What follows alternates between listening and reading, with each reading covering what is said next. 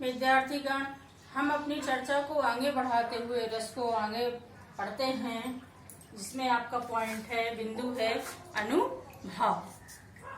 भावनाओं के परिवर्तन के घोतक अर्थात जो सूचक चिन्हों को अनुभाव की संज्ञा दी गई है।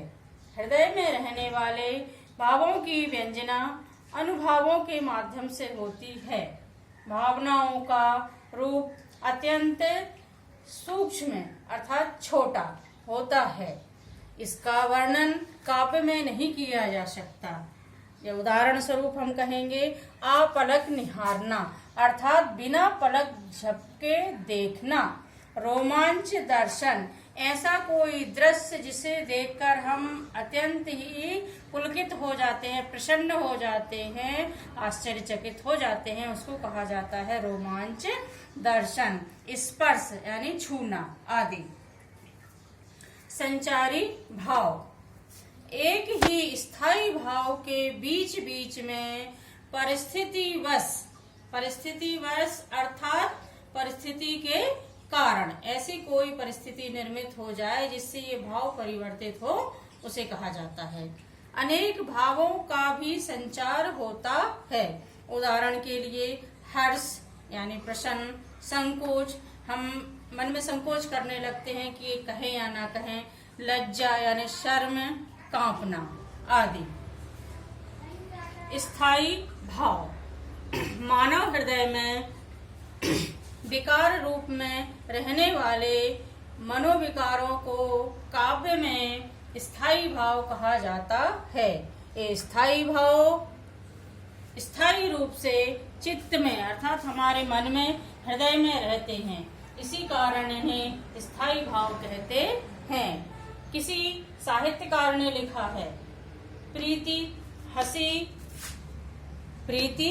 हसी अरु शोक पुनि, रिस उछाय भय चित्त, घिन विस्मय थिर भाव, ये 8 बसे शुभ चित्त। अर्थात मैं गिनती करवाती हूँ आपको। पहला है प्रीति, दूसरा हंसी, तीसरा शोक, चौथा रिस अर्थात क्रोधित होना या गुस्सा हो जाना, उछाल है मन में उछाल आना, भय चित्त, भय से हमारा जो मन है वह हो जाता है, घिन विस्मय, हमारे मन में कोई विषम परिस्थिति में घृणा उत्पन्न हो जाती है, स्थिर भाव, स्थायी भाव, ये 8 कहे गए हैं जो हमारे चित्त में रहते हैं।